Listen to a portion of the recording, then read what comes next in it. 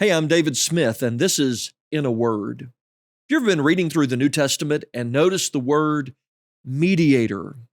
I want us to focus on that word mediator for just a few minutes. The word mediator appears 4 times in the New Testament in relation to the role of Jesus.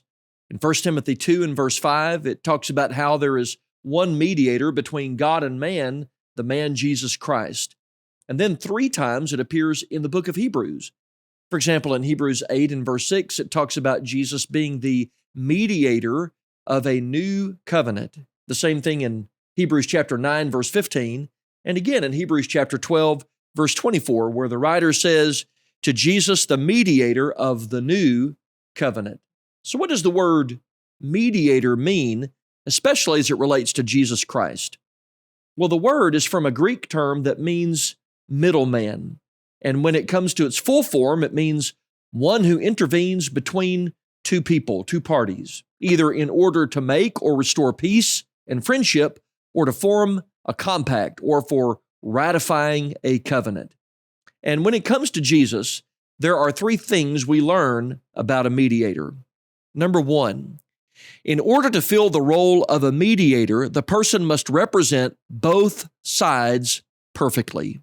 And Jesus Christ does that. In Philippians 2, verses 5 through 11, the Bible tells us that while Jesus became human in every sense of the word human, he was prior to that the pre-existent God. So he is both God and man. Number 2, the mediator establishes communication between 2 parties. That's what the word carries the sense of. And that's what Jesus did for you and me as our relationship with God exists. In John 14, verse 6, the Bible tells us that there is no way to get to the Father except through Jesus Christ.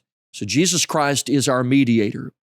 Finally, number 3, through his work, a mediator builds a new relationship between the 2 parties. In Romans 6, 3 and 4, that's exactly what Jesus did through his death, burial, and resurrection.